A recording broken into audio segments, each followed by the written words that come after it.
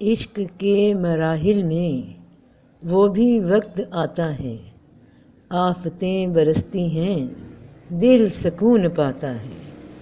آزمائشیں اے دل سخت ہی سہی، لیکن یہ نصیب کیا کم ہے کہ کوئی آزماتا ہے۔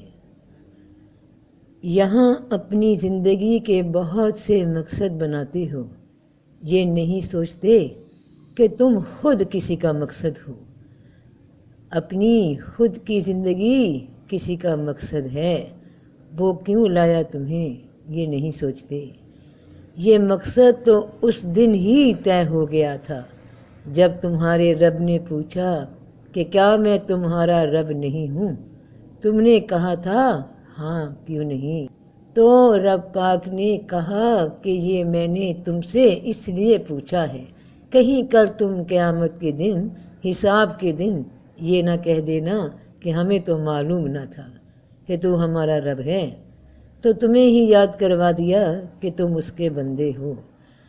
تو اس نے تمہیں جینے کا ایک مقصد دے کر بھیجا تھا، اور یہاں تم کہتے ہو کہ مجھے خبر ہی نہیں کہ ہمیں کیوں پیدا کیا گیا۔ اتنے غافل ہو خود سے، تو دنیا میں بھیج دیا کہ اب بندگی کرنا، بندہ بن کر رہنا، کیونکہ تمہیں بھیجنے کا مقصد ہی یہ ہے کہ تم عبادت کرو میری۔ تم دنیا میں آ کر یہاں کی رنگینیوں میں کھو کر اپنے آنے کا مقصد ہی کھو بیٹھے، تبھی تو اب خود کو ڈھونڈ رہے ہو۔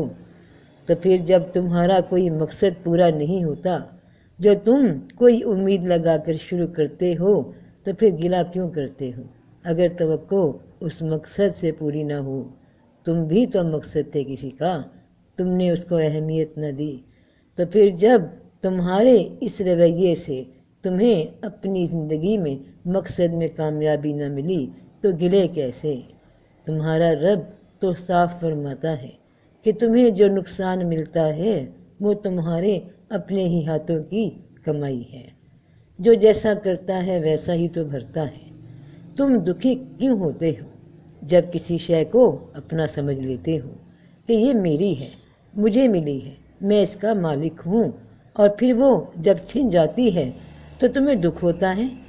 اگر تم یہ کہتے کہ یہ ملنے والی شے میری نہیں، کسی کی دی ہوئی عطا ہے، اور اسی نے واپس لے لی، تو غم کیسا، دکھ کیسا؟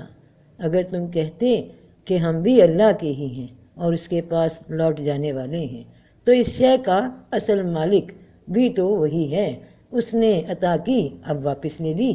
یہ سوچ ہوتی تو شے کے جانے کا دکھ نہ ہوتا۔ دکھ ہوتا ہی تب ہے جب تم کسی شے کی ملکیت خود کو سمجھ لیتے ہو۔ یہ چھوٹی چھوٹی چیزیں دے کر یا واپس لے کر وہ تو آزماتا ہے اپنے بندوں کو۔ اللہ نے آدم سے کہا کہ آدم، تم اور تمہارا جوڑا جنت میں رہو، جہاں سے دل کرے کھاؤ پیو، جہاں دل کرے گھومو، بس ایک بات سے منع کرتا ہوں، اس درخت کے پاس مت جانا، ورنہ اپنے لیے خود مصیبت بنا لو گے، اپنے ہی ہاتھوں کی کمائی سے نقصان اٹھا لو گے۔ یہ مثال بتا کر، یہ مثال سمجھا کر اللہ نے تمہیں اور مجھے بھی کہا کہ دنیا میں جاؤ، جاؤ جا کر کھاؤ پیو، رہو، میرے رزق میں سے جو چاہو استعمال کرو، اور جن باتوں سے میں منع کرتا ہوں بس ان کے قریب مت جانا۔ سیم وہی داستان جو ادھر ہوئی، وہی انسان ادھر بھی کر رہا ہے۔ اسی طرح اللہ کی صاف منع کی ہوئی باتوں کو کرتے جاتے ہو، پھر کہتے ہو کہ ہمیں نقصان ہو گیا، ہمیں دکھ پہنچ گیا۔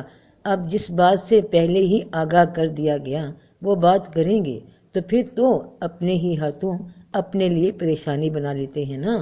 تو اور جب اس کی آزمائش میں ہم پورے اتر گئے تو اس کے بعد جو منزل ملے گی، جو انعام ملیں گے، وہ بخت بلند کر دیں گے۔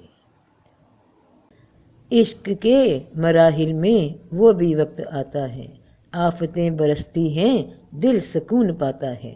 آزمائشیں اے دل سخت ہی سہی، لیکن یہ نصیب کیا کم ہے کہ کوئی آزماتا ہے۔